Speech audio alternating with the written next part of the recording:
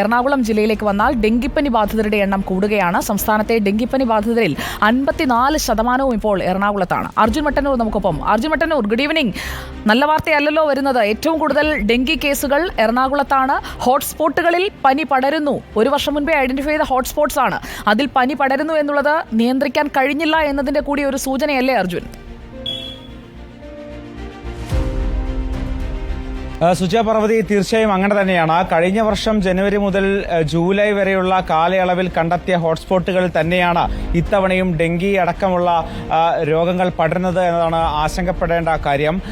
ഇത് സൂചിപ്പിക്കുന്നത് കൃത്യമായി തദ്ദേശ സ്ഥാപനങ്ങളടക്കം കൃത്യമായി ഈ ശുചീകരണ പ്രവർത്തനങ്ങൾ നടത്തിയിട്ടില്ല എന്നത് തന്നെയാണ്. പ്രത്യേകിച്ച് എറണാകുളം ജില്ലയിൽ കൊച്ചി നഗരത്തിനുള്ളിൽ തന്നെ കളമശ്ശേരി, തമ്മനമടക്കമുള്ള മേഖലകളിലാണ് ഇത്തരത്തിൽ കൂടുതൽ ഡെങ്കി കേസുകൾ റിപ്പോർട്ട് ചെയ്തിട്ടുള്ളത്. കഴിഞ്ഞ ആഴ്ച 250-ലേറെ കേസുകൾ റിപ്പോർട്ട് ചെയ്തിരുന്നു. ഈ ആഴ്ചയും ഓരോ ദിവസവും 50-ലേറെ കേസുകളാണ് റിപ്പോർട്ട് ചെയ്തുകൊണ്ടിരിക്കുന്നത്. ഇതിൽ തന്നെ ഈ എറണാകുളം ജില്ലയിലെ 54 ഹോട്ട്സ്പോട്ടുകളിലും ഇത്തരത്തിൽ ഡെങ്കിപ്പനി ബാധിതരുടെ എണ്ണം കൂടിക്കൊണ്ടിരിക്കുകയാണ് എന്ന റിപ്പോർട്ടും പുറത്തു വരുന്നുണ്ട്.